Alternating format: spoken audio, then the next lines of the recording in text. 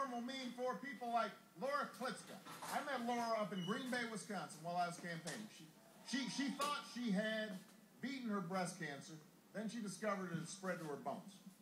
And she and her husband, they were lucky enough to have insurance, but their medical bills still landed them in debt. So now she's spending time worrying about the debt when all she wants to do is think about how she can spend time with her 2 kids.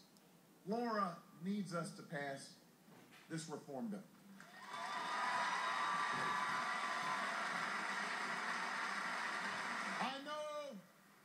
I know what reform will mean for people like Natoma Canfield.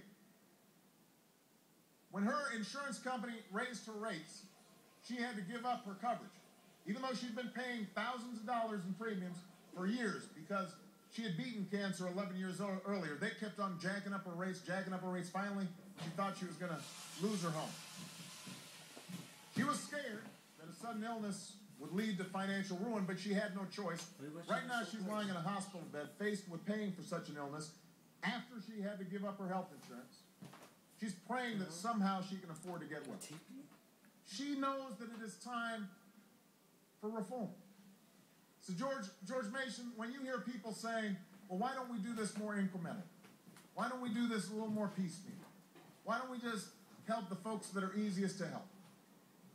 My answer is the time for reform is now. We have waited long enough.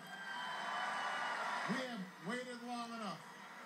And in just a few days, a century-long struggle will culminate in a historic vote.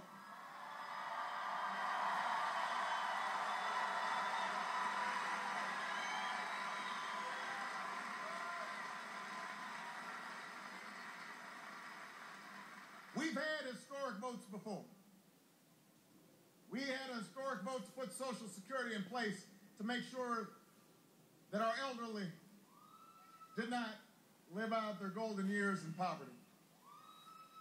We had a historic vote in civil rights to make sure that everybody was equal under the law.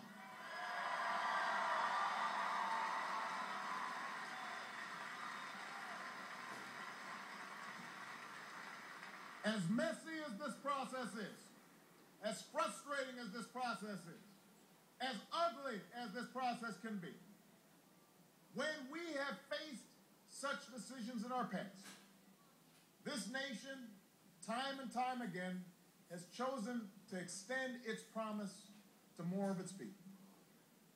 You know, the naysayers said that Social Security would lead to socialism. But the men and women of Congress stood fast and created that program that lifted millions out of poverty.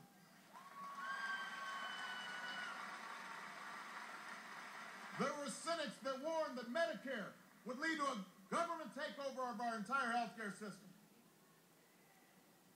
And that it didn't have much support in the polls, but Democrats and Republicans refused to back down, and they made sure that our seniors had the health care that they need and could have some basic peace of mind.